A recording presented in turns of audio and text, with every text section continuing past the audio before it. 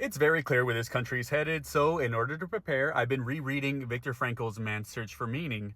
Now, for the uninitiated, this is a story of Viktor Frankl, a Holocaust survivor, just retelling his experiences in a concentration camp. And right off the bat, just with the preface alone, it felt way too relatable. So, he's telling his experiences in World War II. Then the book is published like 1970s, and it takes off. Then in 1992, he is just reflecting on the book's success, and that's when he writes the preface. In the preface, he discusses how he had a ticket out. He could have avoided all of those experiences in a concentration camp, but he didn't. And why didn't he? Well, let's see. He had a visa to the United States, so he could have fled Vienna to go to the United States, but he wanted to stick back because of his parents. Right off the bat, I'm already like, crap, that's kind of where I'm at, isn't it? Because, yeah, no, that's my reason too. And mind you, he's in the same position where we're all basically at, where we see the direction the government is headed, and we feel helpless to do anything about it.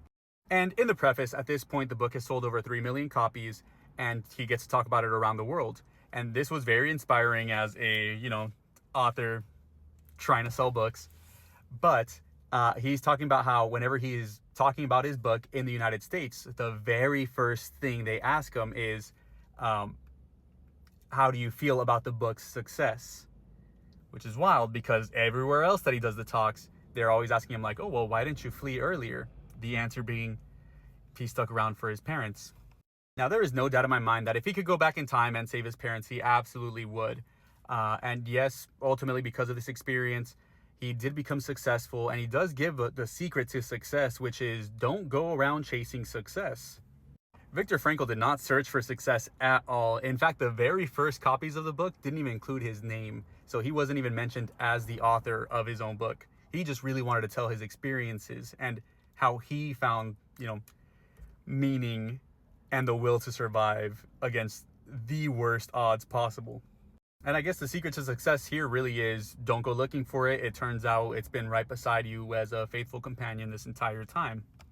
But the tangent on success aside, I really cannot get over what a similar position we are all currently in, because even back then, that group called in deportations as well, even though it was very clearly people being sent over to a death camp.